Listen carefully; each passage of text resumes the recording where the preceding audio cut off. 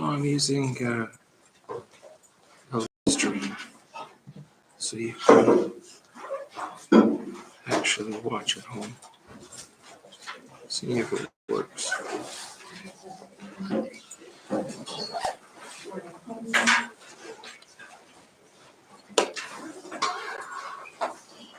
I feel like you guys are all sitting closer now. Louder.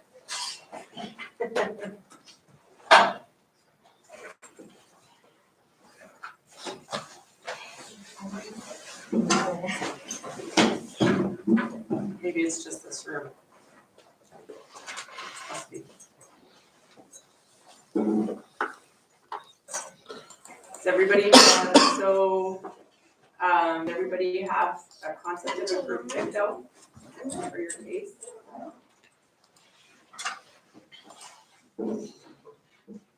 Nobody?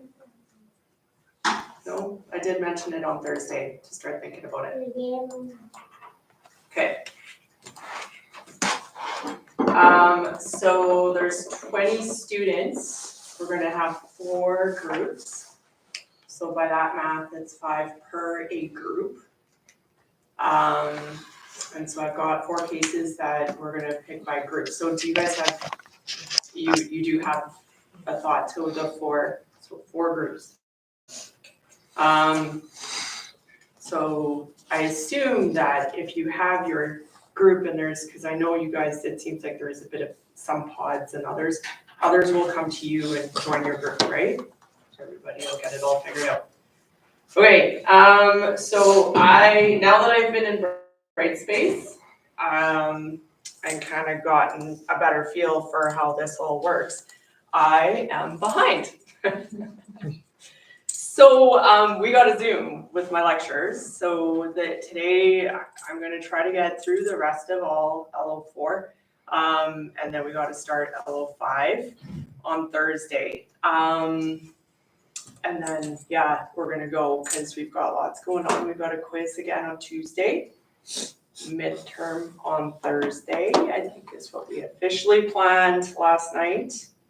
And then your presentations are going to be on the Monday. I will post this on the page on the Monday after. So whatever that is, so 6th, 7th, 8th, 9th, 10th, 11th, February 11th will be presentations for the case. And your audit simulations will be due right before you go on your midterm break. So we got lots going on here in the next couple of weeks, and I've got lots I need to get through in the next couple of weeks. I'm here as a resource, so please don't hesitate to come at me if you're stuck with something, okay? I definitely don't want you guys, I know your guys' schedules can be tough, so please come at me if you have anything that's just kind of kicking your butt and making you not get your progression like you hope, okay? All right, so can I get a group to come up, please? Somebody from a group? You've got one started? Okay, so you need 3 people? Sure. I don't know. You're gonna figure out your 5? Yeah. Okay.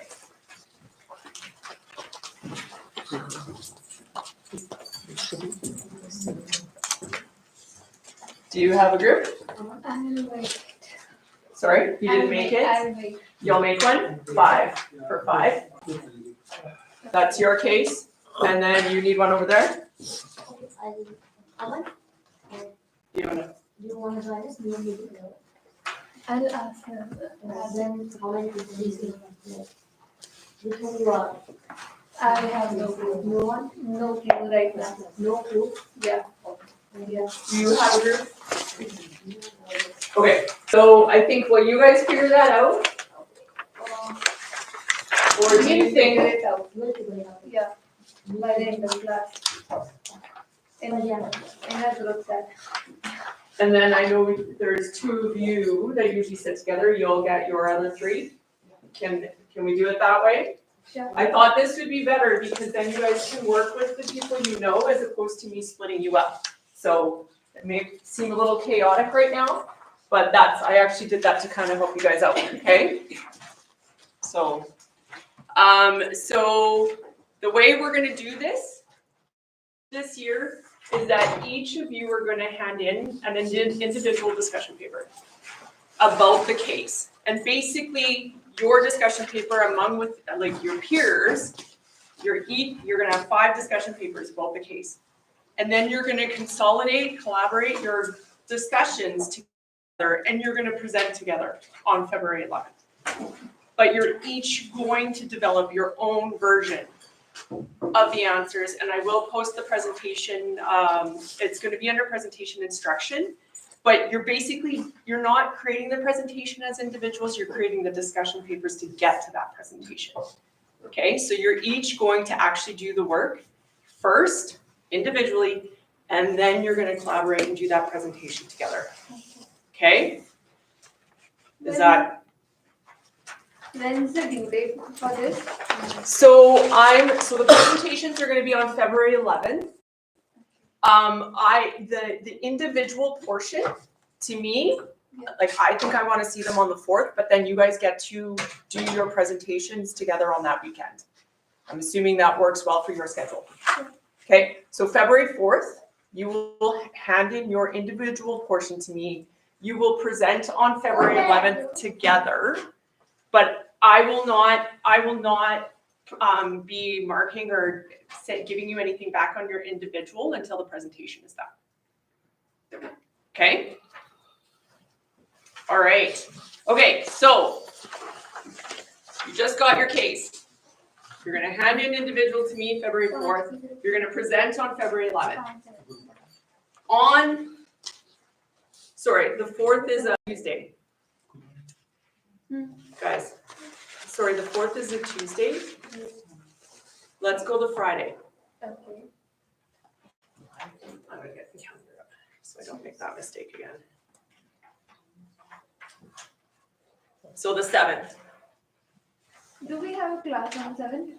that's Friday. The 6th, yes, you do. And the 6th will be your midterm. And the 4th is the quiz. The 4th is your second quiz. Keep in mind, there are not a lot of marks. And that quiz will help you prep because it will be LO4, it will help you prep for your midterm. If you guys want it the other way around, I was gonna do that first. But I was told you probably wanted to do the quiz as a prelude to your midterm. Okay, so the 4th is a quiz for LO4, LO5. The 6th is your midterm. You will submit your individual portion of this discussion paper to me on the 7th, and you will present on the 11th.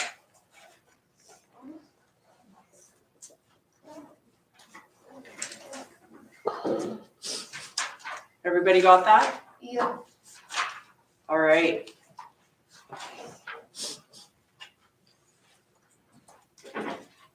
I think I covered everything. Your audit simulation will be due on the 14th before you go on midterm break. Now, the 7th, if you guys are struggling, we can make that the 8th if you think that will help you. And then you can still have that weekend to do that presentation. I understand that this is a lot. So if making it the 8th at 12 p.m., or sorry, 11:55 p.m., if that helps you, I will do that. Should we just say that, guys? And whether you get ahead and you start to do your presentation earlier or later, let's just do that. So let's change the 7th to the 8th at 11:55 p.m. And then you could have that Saturday if you need. Okay? Okay. All right. Let's do. That's it. This one, I will post the instructions after class today. this one for you, Okay. this one for application. No other questions about that? I gotta get doing what my stressor is, and I gotta get through these lectures now. Sorry, I was adjusting my calendar. That's okay? What is happening on The 7th, 8th, and 11th, I'm confused about which one. Okay, so we've moved it, so scratch out anything due on the 7th. Okay. On the 8th, you're gonna submit your individual portion, the discussion paper. And Motion. the 11th is presentation. The 6th is your midterm. And the 4th is your quiz.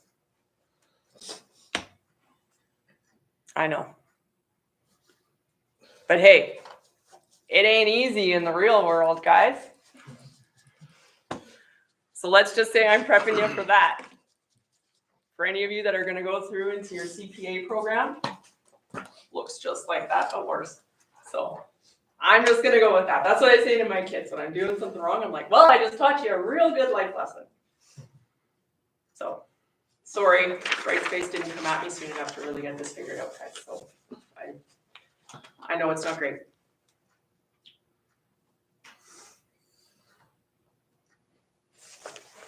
Good? All right.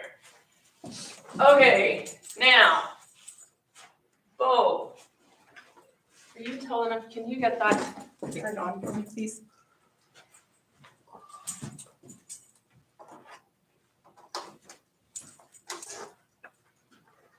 Should go green. There you go. Yeah, you got it. Thanks.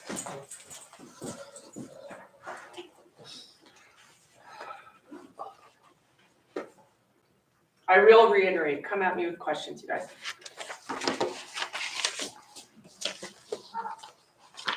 And with that, I'm going to start with a little story, quickly. So if you guys will remember the very first day, I talked about like my university degrees, my 2 degrees. And I went from sociology, criminology to accounting. When I was in high school, I actually took accounting classes and like did really well at them. I actually got an award for it. And then I went into sociology, which is 25-page papers. No numbers, the 25 part, 25 pages. That's the closest I got to numbers in sociology, criminology. And in amongst that, I switched over and did the commerce degree, so the 2 and 6 years. So now I was kind of doing both. And I don't know if you guys have heard the term of the hat, the different jobs, the different things that you can do. You could be wearing different hats. And so that's what I went from my sociology, lots of writing, to my accounting hat. First accounting midterm I ever wrote, 32%. 32.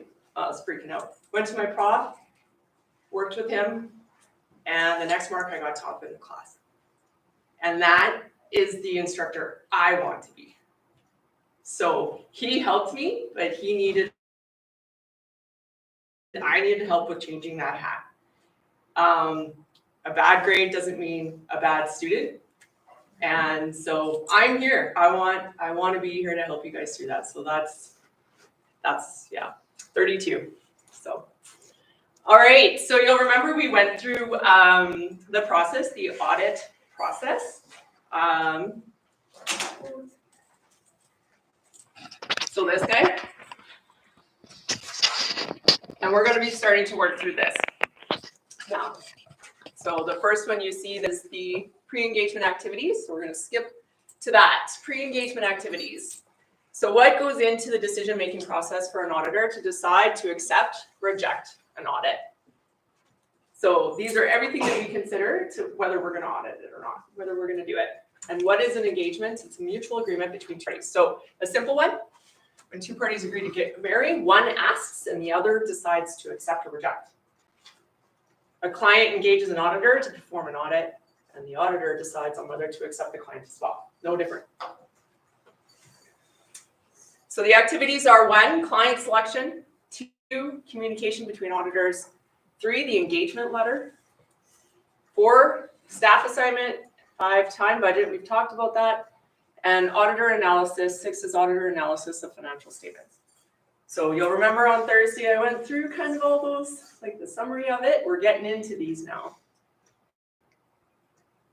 So first, the client selection. So remember the board of directors hires the auditor, but the auditor audits management or the auditee. What reasons would the auditor not accept an auditee client? first and foremost, we can't be independent. If there's something there that makes it so we're not independent. If the auditor is incompetent, so if the scope of the audit is too big for an auditor, if you have a little one-man show, it's gonna take on Mosaic, the company, not gonna be the right competency, right? Or if it's a specialized industry, so the auditor doesn't have training on, and I believe that's in one of the cases that you'll get to talk about. And 3, client fraud or scope restrictions. So I did talk about client attitude, who you want to work with. And that's no different than any business, ever. If you deal with somebody who has an attitude, well, in the case of an auditor, you're at big risk, or you're going to spend and exhaust all your efforts on trying to keep them happy. So when you're doing business, you want to work with clients that you want to work with, right? So 2, communication between auditors. So the audit files actually belong to the previous auditor, but due to privacy, the successor auditor should actually request the client to give permission to the predecessor auditor to release documents to the successor auditor. So yes, they belong to the previous auditor, but you're going to go and you're just going to clean up privacy, let them say, yes, you can have my data. The new auditor must contact the predecessor former auditor to obtain assistance, assurance, and deciding on whether to accept the client. If they quit because of fraud, you're not going to want to take part either, right? You're going to look at the beginning audited balances of the client. So that's what that auditor actually, if they did give an unqualified, they've unqualified what is now your beginning audit balances, right? So their opinion sits in already part of your numbers. Even though they're previous year, they actually sit in your beginning numbers. Information to provide familiarity of the client, so getting to know some of the stuff, who's going to know that best, but the previous auditor. And prior year information to assist in the planning audit. You're new. So remember that system description that I talked about? Well, you're going to start that off on a blank slate now. And so some of that is going to be what you want to get from somebody else who did the job. So the engagement letter. So this is the actual contract between the client and the auditor. That template letter should be adjusted for the auditee and the circumstances of the audit. You can't just use something blank like that you use for everybody, right? You do want to consider other things when you're actually signing in for that contract. Yeah. Sorry, can we go back a slide? What does it mean that the new auditor must contact the predecessor? It's part of your knowledge of the auditee. So standards, when standards say that you need to gain knowledge of your auditee, this is part of that. You don't just start without contacting the previous auditor. That is part of getting that knowledge of the client. Okay, so the requirement is to contact the previous auditor. To do this, right? You can get knowledge. That's part of that, but to actually request previous documents and whatnot is privacy, if that's what's confusing you. No, that's not. So this is a gas requirement. Yes, it's part of the knowledge. I'm thinking about what happens when it fails.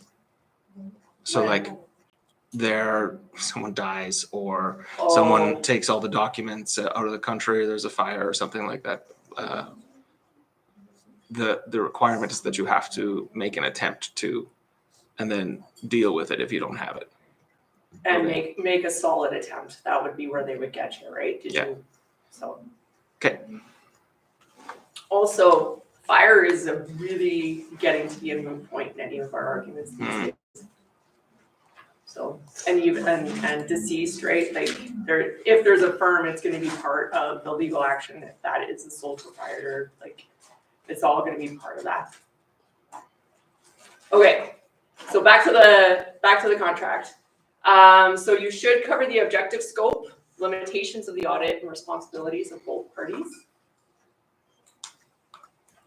These are going to be things that you consider. This is going to be fairly static on both counts, right? What the auditor is responsible for is going to be the type of engagement that it is, but it's going to be fairly, what you're responsible for as an auditor, right?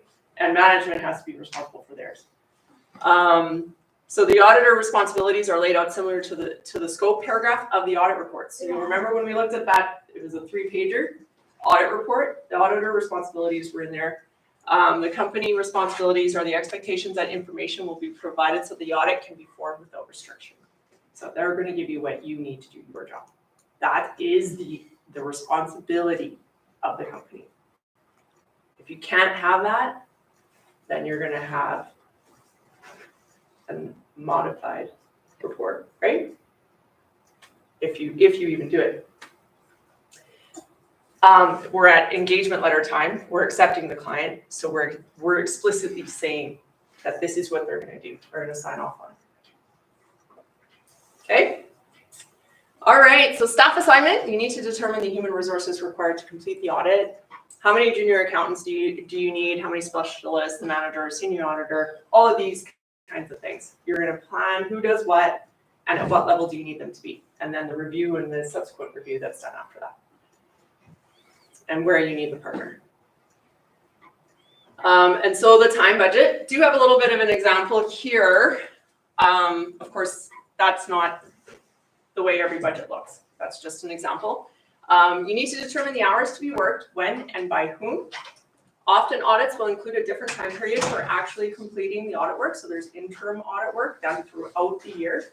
You may wait to a certain point in the year to get a certain amount of the testing because of the seasonality, things like this. So there's different timing for the work.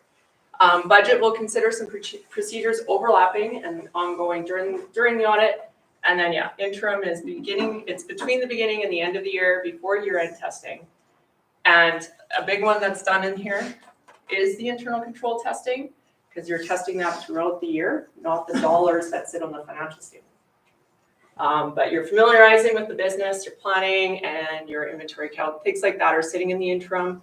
And then obviously the year end, you're actually looking at a set of financial statements at that point.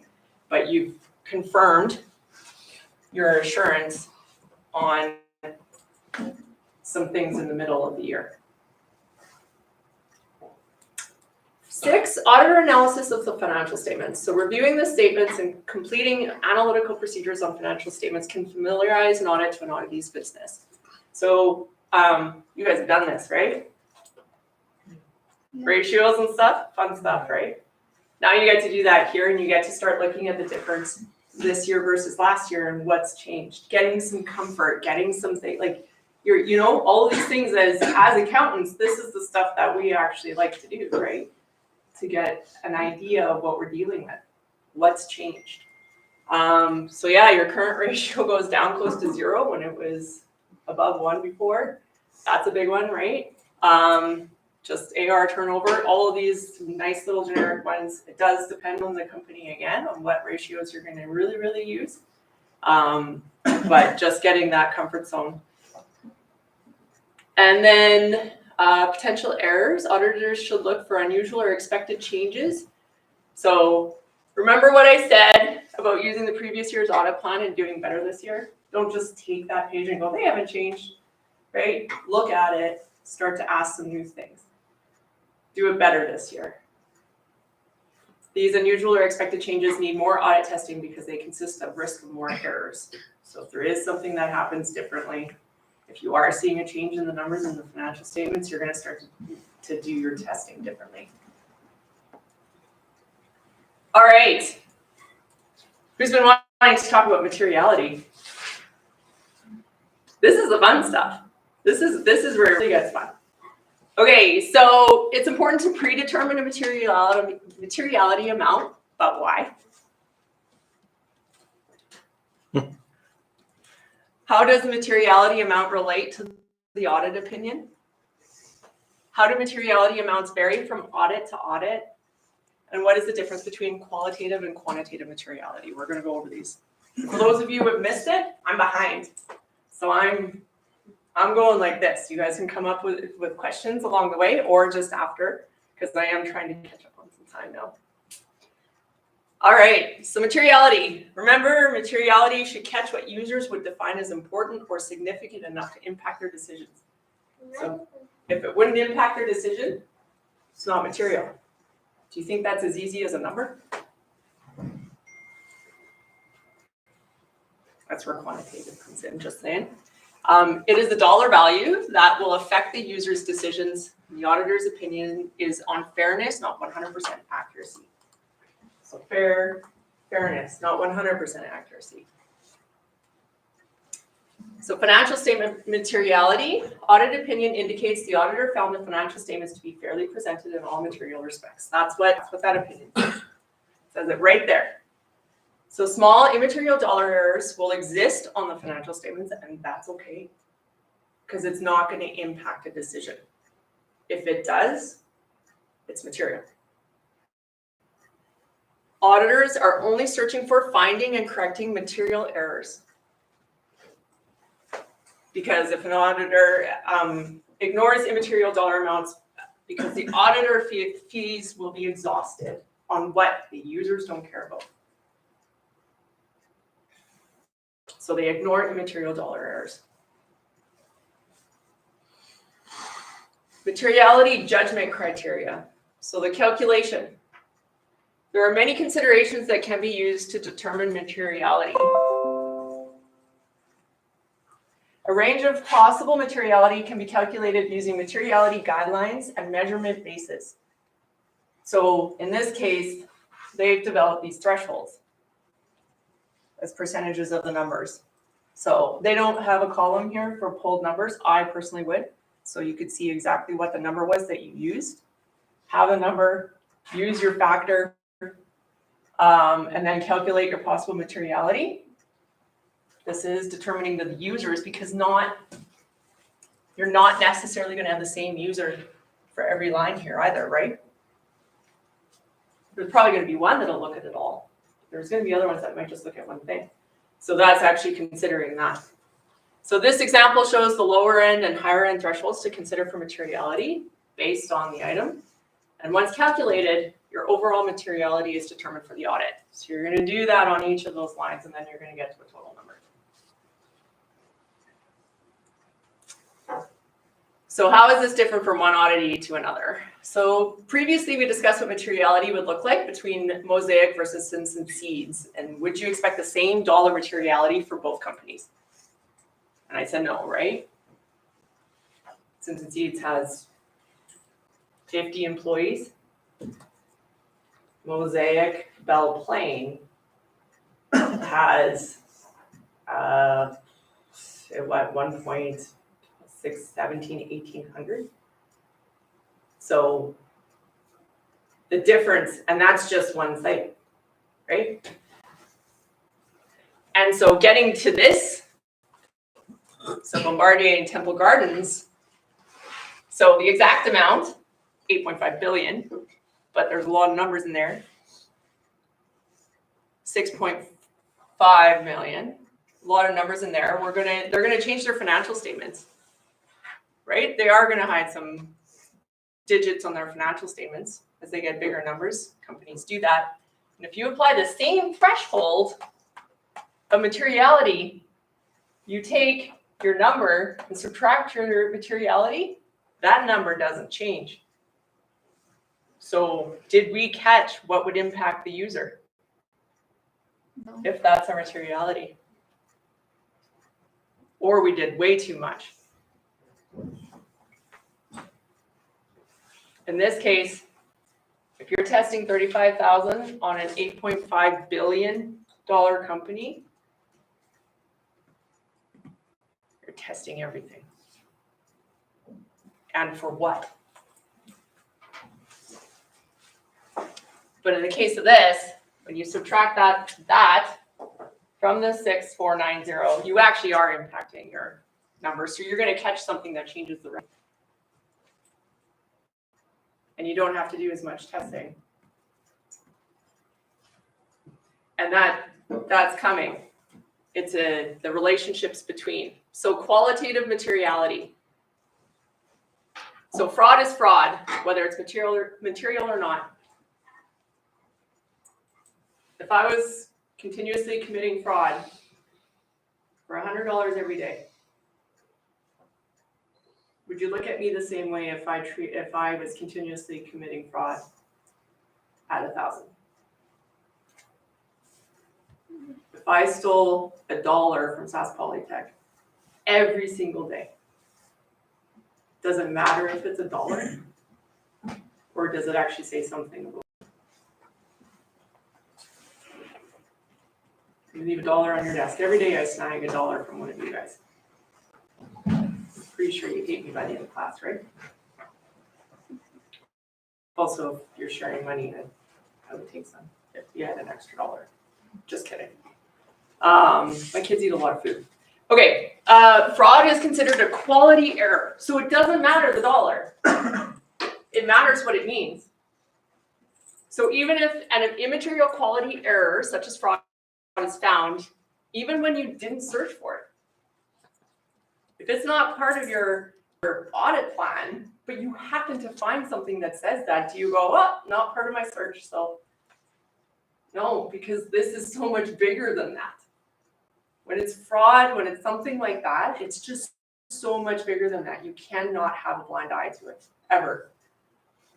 Auditors must look at the nature of the item or issue as well as the circumstances. So you are going to look at it, you are going to consider what it means. So if an auditor finds an immaterial quality error, should the quantitative materiality be adjusted?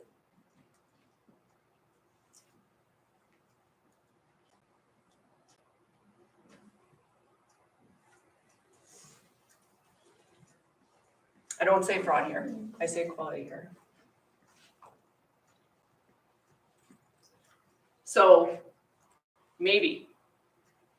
It may cause the auditor to lower quantitative materiality for the audit. The key to determining qualitative errors as material is whether they were intentional. So small quality errors may be material in some cases. The following must be considered material due to the intentional nature of them. So intentional misstatements, intentional violations of the law, and intentional earnings management. Doesn't necessarily mean that there's fraud there. Doesn't necessarily mean that there's something wrong, but it does mean that they actually are changing the way they're reporting for earnings management. And you just look at what is it intentional, because once it's intentional, it changes the whole game. And yeah, you're going to have to do more testing. You're going to have to change that risk factor, the materiality, and start to look at things more. Why? I know it's obvious, but I'm not sure why it's obvious. So that 90 to 95% assurance, Yeah. you've based your materiality on that. And there's a bunch of risks that we're going to talk more about that sit inside of that. If you have this, your risks go up, and therefore you need to have your detection risk lower in the sense that you will find it. So obviously there's internal controls that are failing. Correct. And we know that now. And so, but you're saying materiality changes, not the scale of the audit. So when we find internal controls, that's audit scale, but this is intentionality of fraud, quality misstatement, but that changes the materiality. Which is going to change the volume of testing that you do or the scope of the testing that you do, right? There is more to come on this. I think that will help you with that. Okay. Okay. When something is done intentionally, it is done with the intention to bypass controls, principles, laws, users, accurate reliance. As such, it changes the likelihood of further errors, misstatements from happening, as well as to what frequency and regardless of threshold. So I could steal. Actually, there's a case in Moose Jaw. They didn't steal much in any one time, but they stole every single time. So not a lot when you're looking at it, but it sure added up. They stole on every transaction. Now that one, if you are going off of just dollars, it wasn't a lot. Oh, like that one's off by $3. No big deal, right? Then you catch another one. And now if you're up and you're testing and you're catching it every single time, what does that say? If there's one error, if there's one item that's off, that's different. But if you're seeing this intentional nature of taking $3 off of every transaction, you're going to be testing to get a better number to figure out what this means. So what are the chances somebody's going to steal $1 million just like that and stay? Not. In fact, a lot of the frauds, particularly there's been several frauds in Moose Jaw, where they were stealing little itty bitty amounts continuously for years. And so the risk is high. And do you think a user, and you go, as an auditor, you're like, well, it was only $3 every transaction. Every transaction. Do you think the user is going to go, yeah, okay, that makes sense. I'm okay with those numbers. But it's fraud, right? Do you think the user is going to be like, I understand why you left that $3 every single time? Seems small. Or they're going to want you to look into what this fraud meant and determine how big it was in the scheme of things. So overall materiality, it's required on every audit engagement, so that is part of your standards. This is the amount the auditor determines for the financial statements as a whole. And we looked at this slide earlier. Now, one of the questions was, why do you do it? What was it? It's important to predetermine a materiality amount, but why?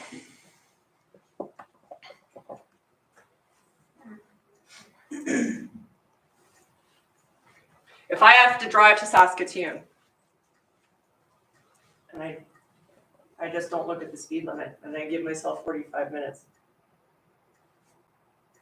should I have known what I was going to be restricted to?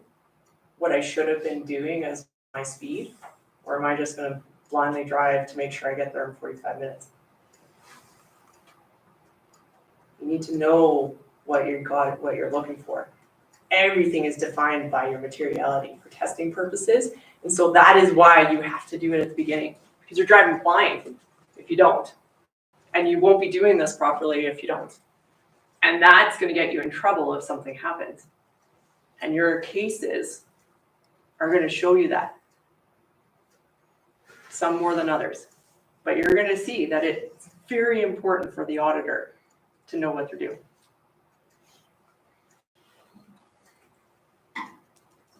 All right. Okay, so overall materiality, the cumulative error and the unadjusted errors working paper. You'll remember I called this the stuff, and I remember. Summary of unadjusted, finally remembered what that meant. So otherwise known as the unadjusted error working paper. Auditors keep a working paper to accumulate the unadjusted errors and differences. So you're going through your audit and you're finding a little error, $500 here, $1,000 there, and you're going down and you're putting that number there, but you're also actually calculating what that number could be given you found that error. So you're not just going, error is only $1,000. You look at what it means, and you're going to project what an actual number might be. There may be errors in specific accounts that are considered immaterial, but when you combine them together, that total exceeds materiality. So we have 5 errors of 15,000, materiality is 50,000. If you let them all go as unadjusted, you've got errors that are higher than materiality, overall materiality, right? In that case, an adjusted journal entry would be required to bring cumulative error amount below the tolerable misstatement or for each misstated account. So you will actually have discussions with your clients at that point, indicating what you have found, what it means, and they will have to do an entry. Auditors must consider the sum of the known and likely misstatements. So that's what I mean. You have the actual known error, but what does it actually mean? You're going to project what You're gonna calculate, you're gonna do those things as how big is your account and what type, if you had this error consistently throughout based on your testing, what does it actually mean for a potential error inside that account? And in the end, it's the client's decision to make the adjustment. But if they don't, you have a material error. So it's gonna affect the auditor's opinion. The timing on this is confusing. So I had been assuming that the financial statements came out before the audit happened. Yeah. They do. So then the auditor finds a bunch of material errors in the suds and then tells the company, okay, make an adjusting entry, but what would be the point? That adjusting entry won't affect the financial statements that have already come out. So when you're doing an audit, those financial statements that come out, they're not actually, like, they're not public. Ah, they're done, but they're not public. That's right. Okay. Because you can't go public with a set of financial statements without that audit report, right? So in part of the audit, the auditor actually sends a list of these AGEs. That's common throughout what you'll get, and they tell you what you need to adjust. And it's pretty common practice to go, okay, yeah, put the journals through. Now, there are cases where you get disagreement from the client. I don't agree with that particular adjustment. And so that's where, if the client decides not to do one part of those adjustments, where does it leave the materiality? Where does it leave the error side if they decide not to do that one? If they decide not to do that one and you still have a material error, then you're still at the client has a problem, right? But in the end, common practice is pretty, like, you go through and yeah, it doesn't make sense, but you put the journals through. And you get those financial statements based on those adjustments to where the auditor does need to see them to provide an unmodified opinion. Now, you're not going to reverse fraud, right? That's not going to be part of this. It's going to be those odds and ends errors that do kind of add up to a material level. Okay, specific materiality. Specific transactions or balances may require a lower materiality than overall materiality. The auditor makes this decision based on the expectations that the user's decisions based on these classes and balances could be affected by lower amounts in the statement. So you have a particular user looking at particular ratios, nothing else of the financial statements. And loans being provided, or the calling of the lack of, or the call of a loan would be specific to only certain parts of the financials, not the end number. So that has more risk to it. And if a business wants to keep their loan, they're also more biased to make sure that they do, right? So there's a risk inside that account, and there's users that are more sensitive to that account. You got to look at that materiality differently. The auditor makes this decision based on the expectation that the user's decision, I read that already, based on these classes and balances could be affected by lower amount of misstatement. Therefore, specific materiality, lower than overall, will be defined for those particular items. So in that unadjusted error working paper, the SUD, you're going to look at what accounts they are, too, and you're going to accumulate them on the account. Specifically, if you've got a special materiality, you're going to consider that too, because you can't just add it up to the overall now, right? You actually have a special amount that you're tracking for certain accounts as well. And again, that's to make sure that you don't let anything through that could impact the auditor or a user's decision, whatever that may be. So you're not just looking at the user of the overall picture, you're looking at users of individuals. You got to identify them all. So planning and materiality. So low dollar materiality means high amount of evidence, which means more testing. So on that Bombardier one, the $35,000 materiality on the $8.5 billion financial statement, you're gonna be testing a lot, right? Now, yeah, your assurance coming out of that is gonna be almost 100%, almost, because of the difference of the numbers. So the lower the materiality, the more the testing, because everything fits above that number. So in a case of Bombardier, you would be looking for a needle in the haystack.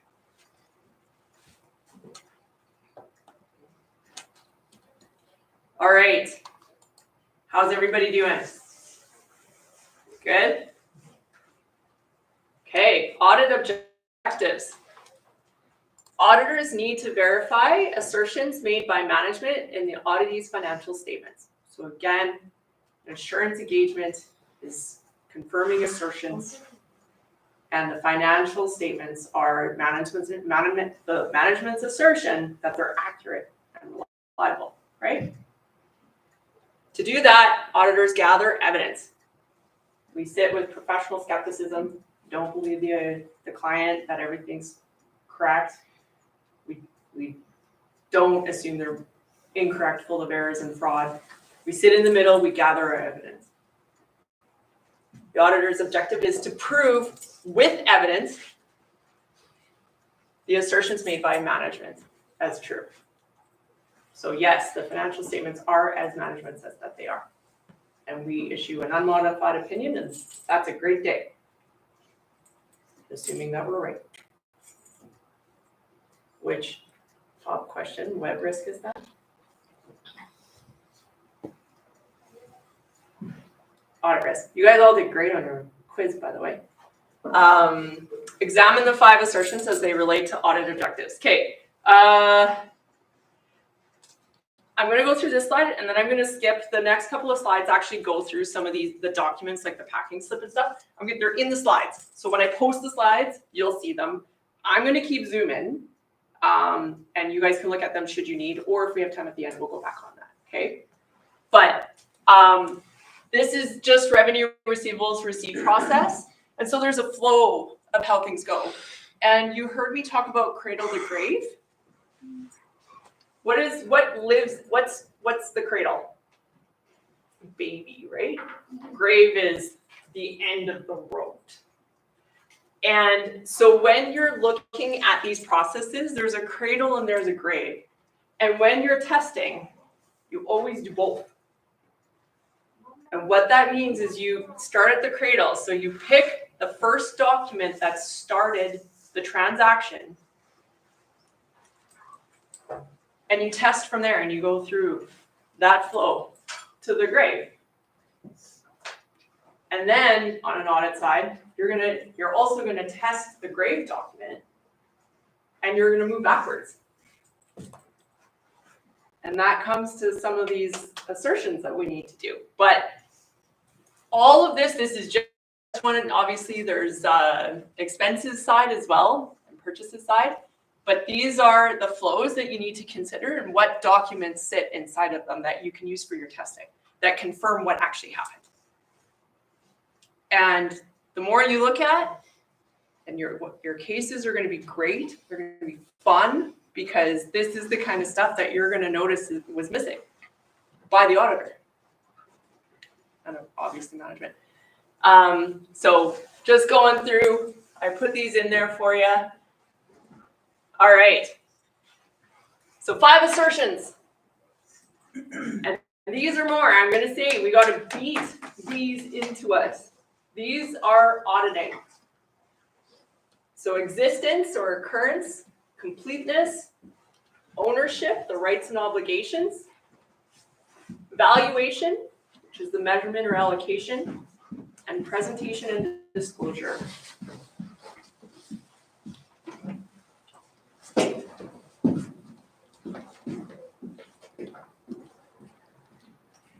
Is everybody doing okay? Does anybody need a break before I get in on these? No? Okay. All right. Existence or occurrence. Transactions happen. Dollars in the financial statements should have actually occurred. One of your groups has a case. This did not happen. Big time. And to the tune of billions of dollars. You don't have controls, anything can happen. So in that particular case, wherever you are, lack some existence on your financial statements. I don't know which one of you that is, but I hope you're listening. Management's assertion and auditor's objective is to prove these dollars exist in fact and are not fake.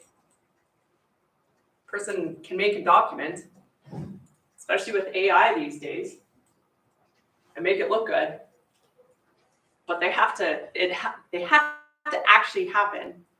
So when you test, you're going to test both sides, right? And depending on what side you're testing from, this is what you're making sure of. We will look at vouching in a later learning objective. And how does the auditor gain evidence for these transactions that they actually exist?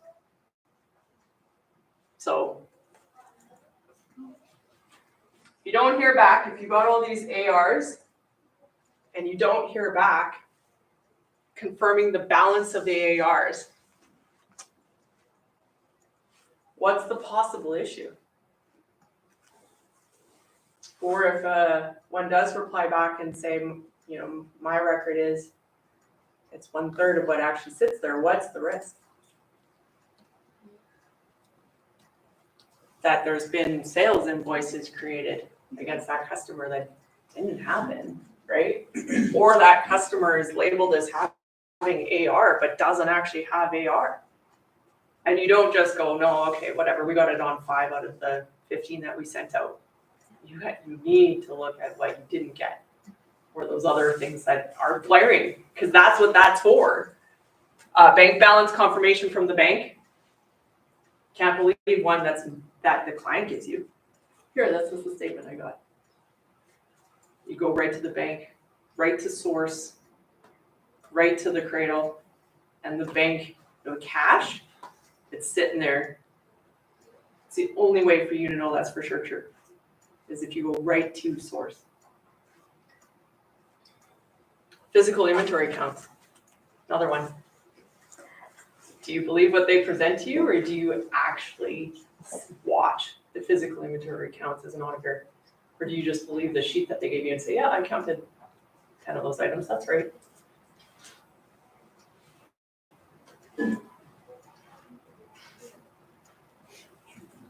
Completeness. The number on the financial statement is complete, that the transactions aren't missing from the financial statements. So the other side, right? One is that they actually exist. The other is that what's there actually represents everything that's there. All transactions have been recorded, posted in the trial balance and in the financial statements. The auditor procedure here is called tracing and cutoff. I don't know if any of you have heard that term. It's going to be another term that just, cutoff is huge in the audit world because you're actually at risk of both sides, depending on what they want to do. And earnings management can come into play right here. And there's going to be small cases, but there's going to be, depending on the company, big cases. But I've sat in companies that went, well, if we don't record that till next year, it goes in next year's budget. And so you actually, cutoff is actually looking at AR at the end of the year and watching all the cash that comes in to confirm it. And that AR was actually at the end of the year recorded correctly. You do so much testing around that cutoff, year-end, midpoint, to make sure, because you either could have like the completeness or the existence side. The existence is they might want it in this year because we have extra budget, so let's put it in this year. But physically, they didn't have that asset. They weren't even, it wasn't their asset to even claim their insurance. They didn't own it. All of these things, it shouldn't have existed. So cutoff, super big risk on both sides. So then you would have an overstatement or understatement, depending on which way they go, and can either be existence or completeness assurance. So if they're trying to maintain their their current ratio, for example, they may be playing the lines of what they receive on asset versus what they record as liability too. And so just watching some of that and checking both sides, confirming is a big part of both existence and completeness. And it is being into you while you audit. All right, the ownership side, rights and obligations. Are the assets on the financial statements actually owned by the auditee? You're going to get so many questions, and that what gets difficult about this is the leasing side of things. How to record leasing? If you guys haven't been flagged on that as well, leasing is a big thing. Who owns it? Who has the obligations for it? At what point does that change? Because that can happen, right? When there's percentages calculated inside, it's more likely than not that you own it, or leasing is huge. Anything on consignment, accounts receivables assigned to the bank, things used as collateral, things like that all need to be considered in here. Are the liabilities in the financial statements actually owed by the auditee? Warranty is a big one. At what point do you record a number, and what's the likelihood that you will actually have to pay it? And again, the capital lease side. Valuation, measurement or allocation, has the correct dollar value for the assets, liabilities, and shareholders' equity been recorded? So it's all there, it all exists, but is the dollar amount right? It's relatively easy to prove this one, but we do have estimates inside these financial statements that cause the issue, right? So remember I talked about allowance for doubtful accounts. Depending on what management's bias is, they might change the way they do that. Depreciation too. Inventory costing methods is another one. There's been a lot more to that. Like in my career, there's been a lot more to that and how we value. So it's the auditor's objective to verify these valuations and allocations. So we just need to make sure that the amounts are correct. We need to, when it's not as simple as I have the invoice and here's the dollar amount and it's exactly right. When it comes to estimations, we got to get in there with our professional judgment, professional skepticism, and look at the numbers and make sure they make sense.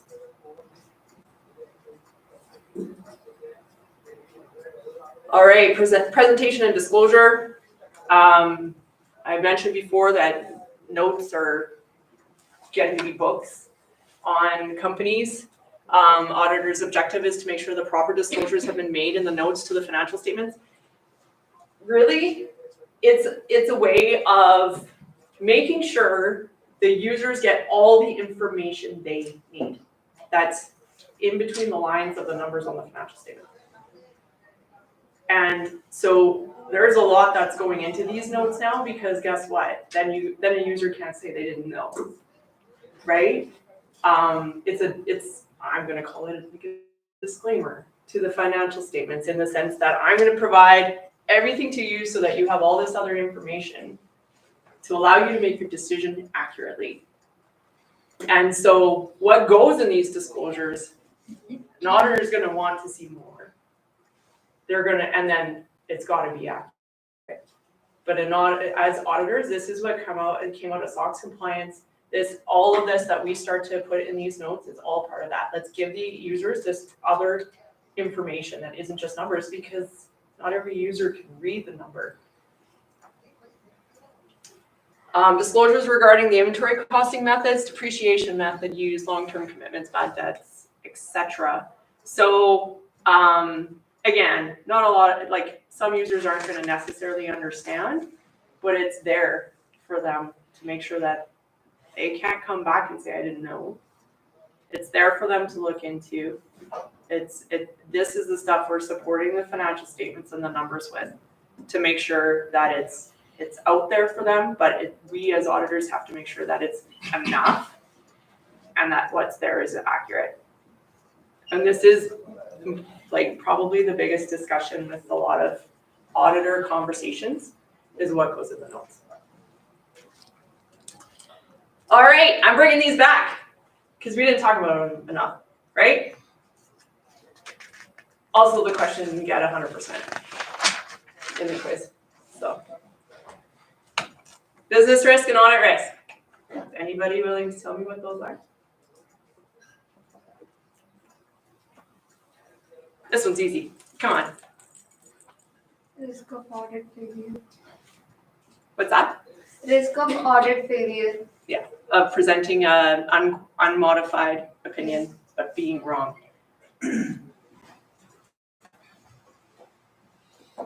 Nobody?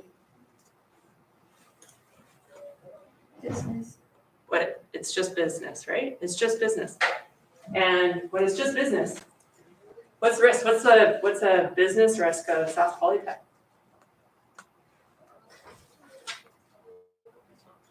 Changing IRC guidelines. Student, Stopping international students. what was that? Like changing guidelines, stopping the student from further studying into Canada. Oh, yeah. That's a risk. Yeah, your Yeah. count of students. Yeah. Absolutely. Absolutely. Bad reputation of a field. Everybody stops going into it. Not enough instructors. All business risks, right? Take that, apply that to a different company. There's every business has business risks, but their own business risk, their own risks are their business risks, and they're not going to be the same across the board. All right, so business risk, any event that reduces the auditee's ability to achieve its objectives. So for the most part, the objective is to have profitability, right? Or maybe it's expansion, already profitable. Now I want to expand. There's different types of objectives that sit inside a business, and it's anything that can possibly impact that. Examples of a company's objectives are to be profitable, to expand, to replace equipment or other assets, or to be able to pay dividends. Auditors must study the business environment of the auditee as it relates to the achievement of these types of objectives, and adds to some bias, should they have any. GAS requires the auditor to gain an understanding of the auditee's business. So if I'm coming in blind as the new auditor, and I don't talk to the previous one, the previous one is going to know some of this. Now, some of it might be some of that's obvious, right? But if the previous auditor has been with them for 5 years, they're going to know some things of other objectives that sit inside the business. And that's just part of it. You don't have to talk to the previous auditor just to get that. You can get other stuff by just general analysis as well. And consideration and looking up what the industry's like and who their customers are and where is it going. Simpson Seeds business risk, strikes at the port. We can do our job, but that prevents us from getting our product to our customer.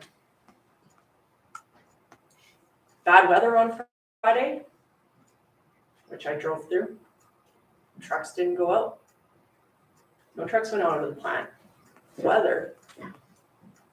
Hail damage impacting the crop had us bruised last year. Business risks. Affects the company's ability to achieve its objectives. Risk the auditor will give an audit risk, it's the risk the auditor will give an unmodified opinion for financial statements containing material misstatements. So now I'm going to take that, I'm going to break it into more risk. And is the person here that brought up inherent risk last time? No? All right, so we've added inherent risk. Control risk was there. And then there's now detection risk. All right, inherent risk. It's the risk that the auditee staff will make an error or commit fraud in calculations, posting entries, cutoff, account classifications, expense versus asset. For example, which was my Mosaic one, where they were expensing items rather than putting them as capital. It's the risk that sits there. As the audit staff can do it or they can commit fraud. It's inherent in a human being, right? The auditor assesses the inherent risk as high or low. The auditor does not control inherent risk. You can't do anything about it. You assess it, and you're gonna define what you're doing because of it, but you can't actually control it, and you can't supervise the auditee, because of course if you're in any way telling the auditee what to do, then the independence is lost and gas is wasted. So auditors look at their procedures in assessing the inherent risk, which is the IR, guys. So IR is inherent risk. So staff education. So if the person is a CPA versus a bookkeeper,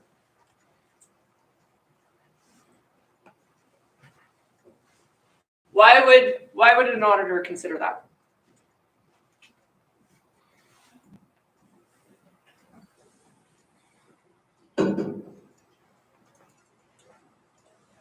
Because CPA tends to be more knowledgeable than the bookkeeper, so Had more training, right?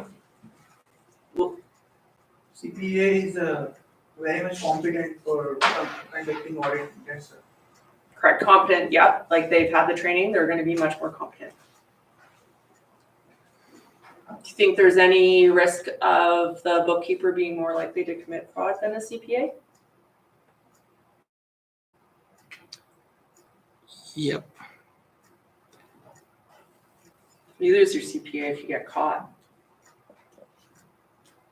You go to jail, both cases probably, but as a CPA, you're held to extra standards. Post-secondary grad versus high school grad. Again, the competency thing, the training. So staff morale, if you have a place of high turnover, depending on the pay scales, everything like that, somebody's angry, you have an inherent risk. If the morale in the company is just toxic, you have an inherent risk. Because when people are not happy, they tend to care less, which could lead to errors, right? They might be more willing to stick it up the business, so to speak, whatever that might be. Inherent risk, but those aren't things like when you came into this auditing class, do you think that we'd be talking about if somebody's angry, what does that mean, right? This is so much bigger than just the word auditing, and these are the things that need to be considered. Inherent risk is huge because it can be anything, right? And you do have to consider these things. Staff history, if they've had strikes, layoffs, firings. Mosaic, my budget, 54 people got walked out the door on a Monday, Black Monday. Guess what the morale was like after that? Guess how angry everybody was after that? The rest of us were stressed. It was gross. And a lot of people didn't probably care what they were doing inside Mosaic that day. It impacts them, and it also staff history with layoffs and stuff can be management problems. I'm Sask Water, going through stuff like crazy. Approach me for a job. I ain't going there. You guys keep walking people up. Huge turnover. What's going on? What is the expectation from executive? And why do people have to keep getting walked out? As an auditor, you care about this stuff, right? Something's going on. The inherent risk of all of this is up there. You just maybe don't know what it is. Management attitude and history. I just went, what does the executive expect, right? Nature of business. Certain industries have more complicated transactions and accounting procedures. So, and that's a big one. And that, one of your cases, you will need to consider that. Because if it's difficult, which means it's going to have more inherent risk in it that something is done wrong. All right, control risk. So the risk that the auditing's internal controls will not prevent or detect fraud or error, which may lead to a material misstatement. Purpose of internal controls is to prevent and detect inherent errors. So we talked about control risk before, right? We talked about this part. But now this is what we're getting at. We want to try to reduce our inherent risk so that it is prevented or that it's detected by these controls. If the auditor assess control risk as high or low, they do not control the control risk. So at the end of the day, the auditee is deciding what controls they have or they don't have. You must not set up or operate internal controls, otherwise, again, your independence. So you can't go in and lay out the floor. Now, as much as I see that, when provincial auditors writes up the departments, they do provide that as their assessment. Lack of internal controls in, and they'll get there. Management has to be the one to put them in place. So the auditor looks at procedures in assessing the control risk. So the preliminary assessment is based on the auditee's, the understanding of the auditee's business. So everything you're doing at that beginning to get to know that system description, writing up all the things that they do. Superstore has scanners at the door. They have a security guard, just as examples, right? Everything that they do to mitigate that risk, that control is there. So that's being assessed. And it's if assessed as low risk, testing of internal controls is performed to confirm that low CR. So that's what you're doing in amongst the years. You're testing those controls to make sure that what you've assessed is accurate. And I gave you that example that if it forces an approval, but that you catch one that doesn't have that approval, you can't rely on that anymore. That control isn't there, and now you're changing what you're doing. All right, so lots more fun to come. LO6, LO7, LO8, you're going to review internal controls testing in detail and practically apply internal control testing. And of course, that's these are 602, so after the final. All right, detection risk. This is the one. I did mention this earlier with the question. So this is the one. Note the extra nice bright purple boxes here. So why is this big? Well, it's the risk that the auditor will not discover material errors of the auditee's financial statements. So again, it's the auditor's risk. And the auditors actually have control over it. So, but that by deciding how much testing of the auditing dollars on the financial statements should be done. So the auditor has control. The more they test, it impacts their detection risk. If they look at their detection risk, they're going to look at how they need to test. It's got an inverse relationship with inherent risk and control risk.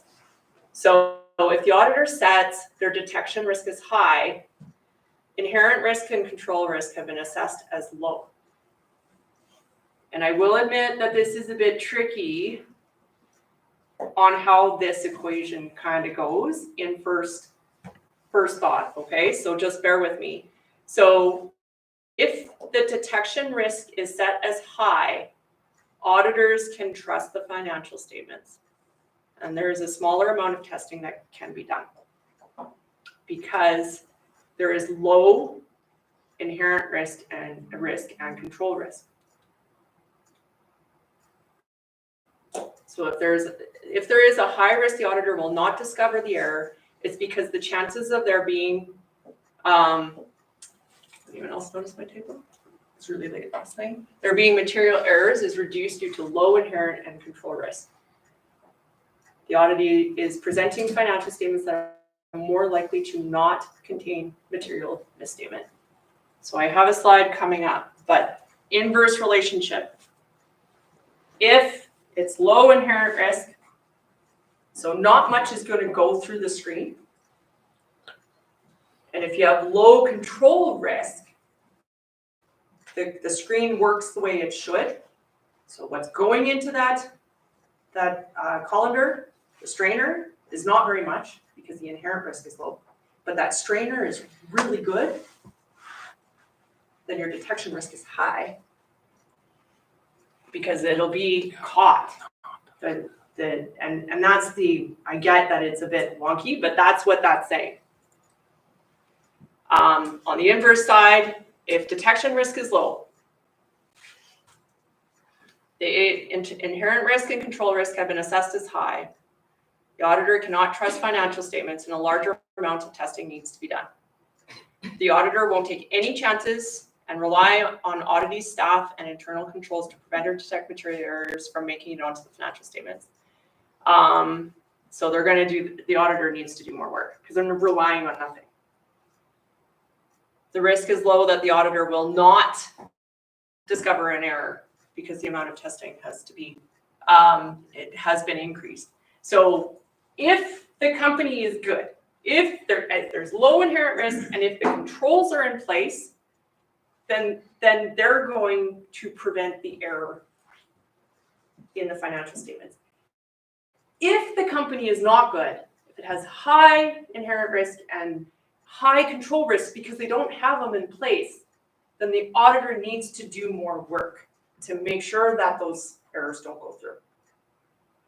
And that's the inverse relationship.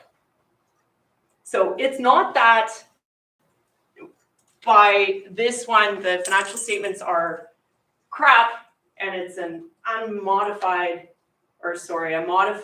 opinion. That's not the case. The auditor is going to do the work to say that.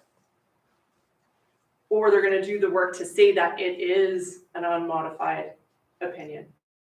Yes, we did enough work that we can say with reasonable assurance that despite having high inherent risk and despite having high control risk, we detected everything we needed to.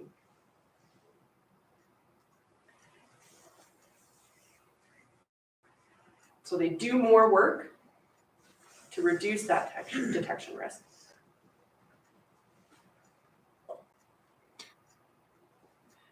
So auditors, to do this, they look at substantive test procedures, which is LO5. I don't really understand the contradiction. So if I'm reading it, if an auditor sets the detection risk as high, and I'm assuming the next arrow is because they see that the inherent risk and control risk are low, so that the company is very clear and they're doing everything right, then you can generally trust the financial statements. But what it looks like to me is if you are going to find a problem, then it's going to be harder to find the problem if your inherent risk and your control risk are.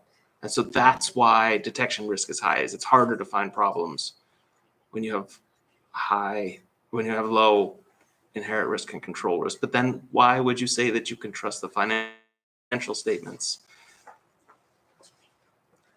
Well, so, and to me, if I reflect on and go back to what held me up on this one, it's the fact that the word risk was used in detection risk. So if your inherent risk and control risk are low, basically, yeah, you have less work to do. And yeah,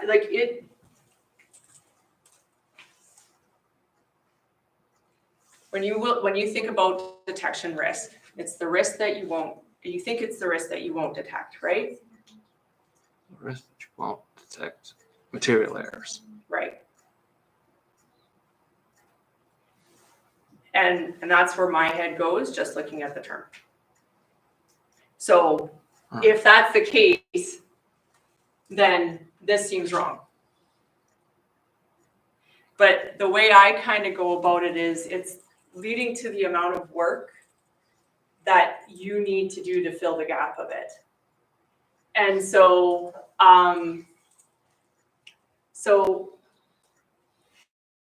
if we look, auditor will not discover material errors on the financial statement. So that's the risk of detection. So if we take that and we say detection risk is set as high, to you, to anybody, I think it should be low, right? But by that account, it's the amount of work that's coming in to that. And to me, it's the auditee is presenting financial statements that are more likely to not contain material misstatement, whereas this one they're doing the work to make sure that it doesn't have that risk. But it's the gap. But I do understand that this is inverted in a way that isn't intuitive, but it is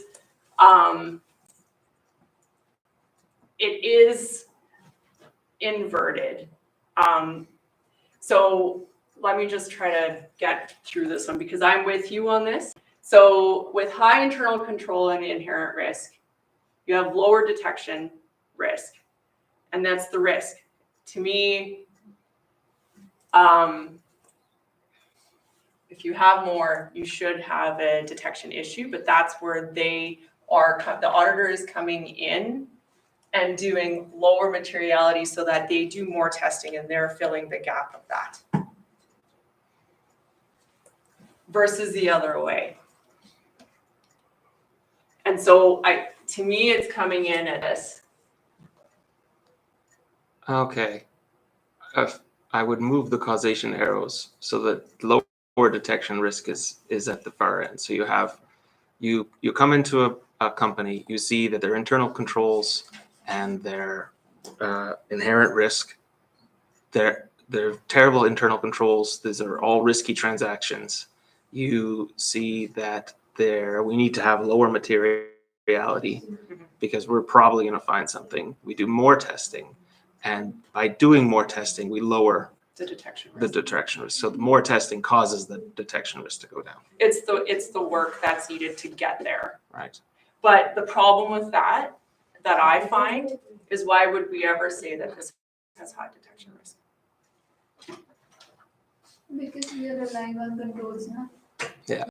But you're saying that, you're relying on them more. So the detection is there because you're relying on them more. But that's the gap that I find with that because it makes it seem like you're at risk. And I guess that's there, but as the auditor, we're all about not doing that, right? So this is the problem I've always had with this one is why would we ever say this? Because you chose to do less testing. You chose to do less testing, but you're saying that you got there because of other things. Yeah, that makes sense. Right? Yeah. So I struggle with this part because I don't want risk. As an auditor, I don't want risk. Why am I going to say I have high detection risk? Because I've done the work to say that I can rely on something else. So is my detection risk high? Yes. For the purposes of this concept, it's considered high. But if you are saying that you're relying on this, it better not be. And that's where I go with that. So it's the work that is going to sit inside of it. And yes, you're not wrong. If you say it, you need to do the work to get it to low detection risk, and you're not going to do the work to get to low detection risk because you're letting them do it for you through their controls and their lower inherent risk, which is business, which is not really, it's business. Anybody, this one's a rough one. Please explain one more time. Explain it one more time, yeah. Sure, you can tell I enjoyed it the first time. Okay, so Brent was saying, let's put detection risk over here. And by that, you're gonna say that you're going to do the work required to reduce your detection risk. Okay, so let's go off of that. So if the company is got high inherent risk and doesn't have controls, I as an auditor want to do what I need to, which is more work to reduce my detection risk. Meaning I will detect everything that happens. I want to reduce my detection risk. And that works for me. I like that one. Move this over here. On this one, the company has low inherent risk and low control risk. So I'm going to leave my detection risk as high because I'm not actually going to do as much work. And what I'm saying about that is that it kind of just taking it with the words goes against what we learn as auditors. But that's what's actually happening is you're doing less work. You're making sure, or you're using what the company has done for good controls. You've done the testing on the controls. So assuming you don't find that one where the approval didn't happen, you've done your test on the controls, they work. The inherent risk of anything falling through the cracks is low. So you don't need to do as much to detect. And I don't like this. I don't like that. But we're relying on someone else to give us, because we've made the other risks, we've said the other risks are low, so we're okay not doing as much work to detect. Does that work? Yeah. So we can say that if we simplify this terms, if business has lower inherent risk and control risk, right? So we will do less testing.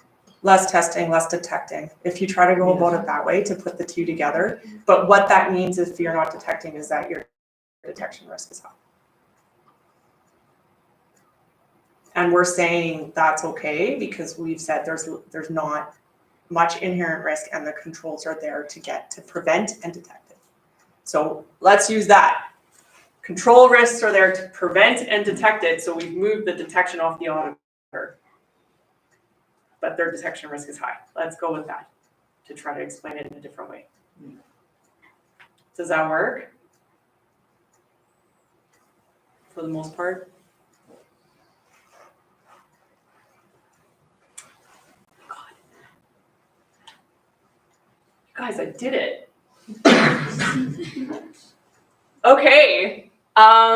So as the finale here, auditor must understand auditing's business environment and inherent control and detection risks as they relate to audit objectives of proving and confirming management's assertions. So getting here, confirming those. Big goal is our opinion matches what it is. That's number one. Our audit risk is that it doesn't, right? And so everything that we're doing, we're looking at the guts of this body of this financial statement, making sure that we have control of the risks, and when there's more risks, we've done our job to detect them, should there be any issues. In accepting an engagement, the auditor must follow GAS to follow these procedures, determine materiality, and assess risk to ensure a justified opinion on the auditor's financial statements. Justified opinion. So whatever you come up with, that's justified. We've done, got the evidence, got the working papers, and again, cases, they're really good for you to get to see how important everything that you do behind the scenes is for this. Because the audit risk is you do it wrong. All right, I can't believe it. Okay, so does anybody have any more particular questions? Can we go over the quiz?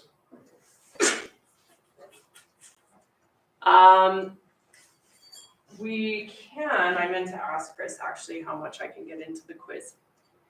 Are you normally, when it's multiple choice, are you normally like, because they kind of carry over, so I don't know how much, or do we normally go over quizzes? When they're multiple choice like that? We did last semester, but no one this semester seems to be doing it, and it's somewhat frustrating. So, to be fully transparent, there's issues with things being sold to students at this point. And so that's putting the whole concept a little bit more on edge. And with the recording and everything else, let me ask the question, okay? Sure.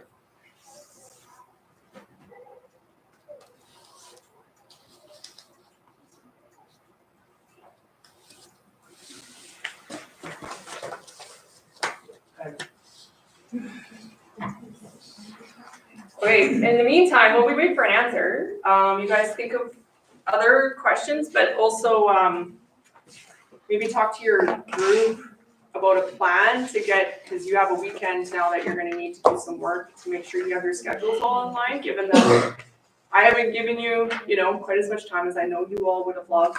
But if you can try to make a plan to make sure you've got your schedules lined up for that.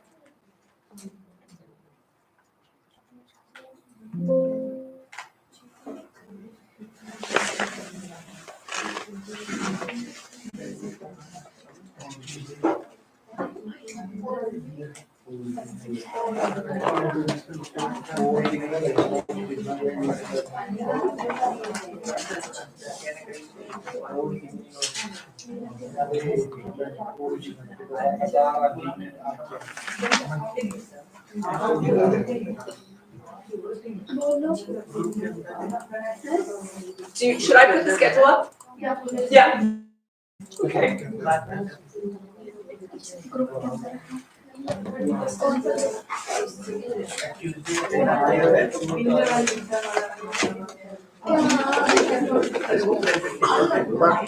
Yeah. I would, the words, materiality.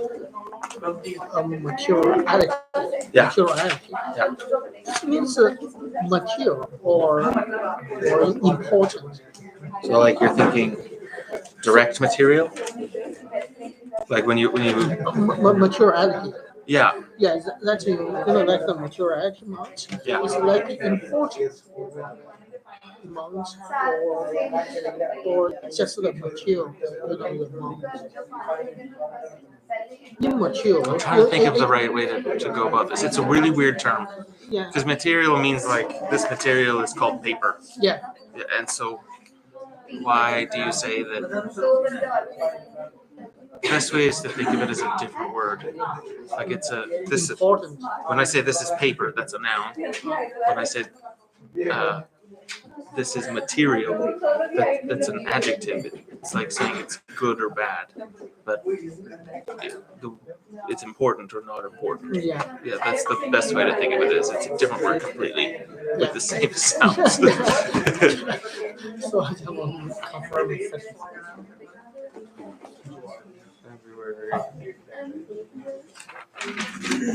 It's Thursday. There's a quiz. Discussion paper individually. Quiz.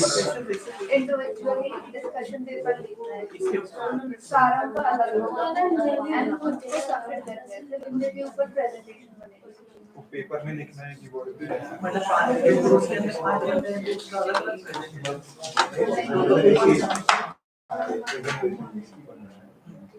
Discussion से अलग अलग की view point सबके अलग अलग होंगे discussion जैसा उसके बाद प्रेजेंटेशन में चारों का अलग अलग रोल होगा इंडिविजुअल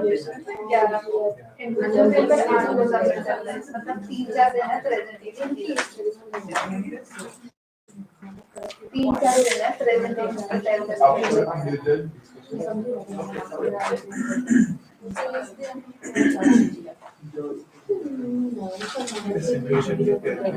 सिमुलेशन अभी तक तो नहीं है इसके बाद होगा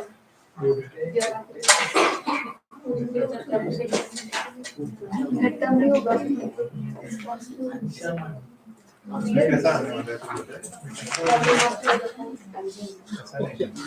more word, the pronunciation. It's called multicultural or multicultural pronunciation. Say it again. Multicultural or multicultural. Okay, so the first one you said sounds like this. Multi. Yeah, you gotta have the L in there. Yeah. What you're saying sounds like this. Diversity.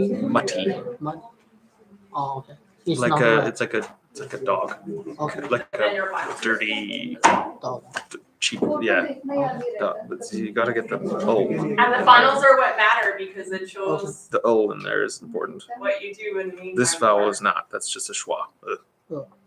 But if the O's not there, then it sounds like mutty. Multi. Multi. Should be multicultural. Yeah. Photo तो आ भी गई। Yeah, thank you. 8. This is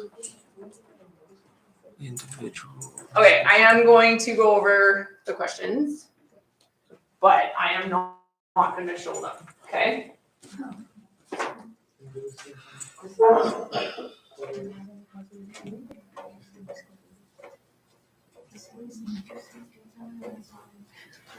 Do you want me to turn off the camera? Yes, please. No problem.